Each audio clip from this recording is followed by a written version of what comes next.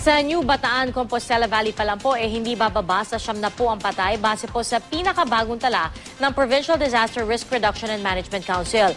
Ang mga namatayan, hindi man lang maipagluksa ng maayos ang kanilang mga nasawing mahal sa buhay dahil sa pagkukumahog na lumikas patungo sa mas ligtas na lugar. Balita natin ni Cedric Castillo.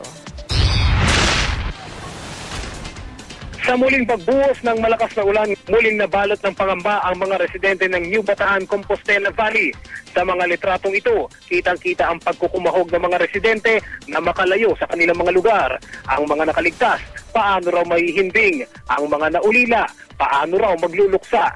At ang mga may hinahanap ang kaanak, lalong nauubos ang pag-asang matagpuan pang ligtas ang mga mahal sa buhay.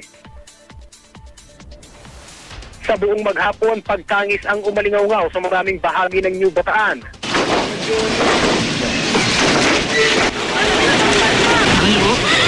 Tatlong anak ko. Apat ko anak nyo? Tatlo. Lahat ng mga biktima, palot sa putik. Dito namin namataan si June. Kahapon pa hinahanap ang kanyang mag-ina. Nang tanggalin ang tabing sa isang wala ng buhay na munting anghel, agad niyang nakilala ang kaisa-isang anak. Nag-evacuate po sana yung pamilya nyo para safe sila. Oo.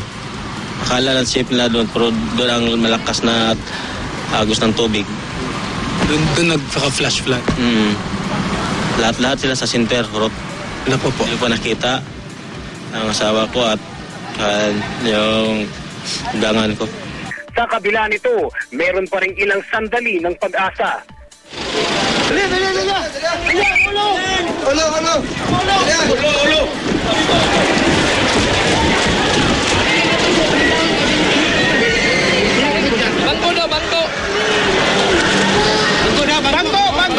Wala. Lahat-lahat sir, nakalubong po siya sa putik sir. Doon pa lahat. Pero yung heart niya sir, function po talaga. Talagang heavily devastated. Maraming puno, no? Maraming malalalim na lugar na hindi kaya ng mga sasakyan. Pati yung mga foot soldiers natin tsaka ibang rescuers nahirapan dahil sa mataas yung mga putik. Actually, ang cadaver ngayon piniprepare na para sa funeral parlor. Saka ang gobyerno na babayad doon. Ayon sa Mines and Geosciences Bureau, kasama ang New Bataan sa mga flood at landslide prone areas ng Compostela Valley. Katunayan, halos lahat ng 16 nitong barangay ay high risk sa pagbaha at landslide prone. Kabilang ang barangay Andap kung saan mahigit 30 ang patay matapos bahain ng mismong evacuation center. May kalapit daw kasing ilog ang barangay. Ito yung barangay Andap. Yan ho yung barangay center na ginawang evacuation center. Ay nasa flood prone area po siya. So talagang babahain talaga yung lugar na yan. Importante ho yung early warning system na effective. Sa kabila nito, may inisyu pa ring mining permit ang mismong DENR-MGB sa lugar.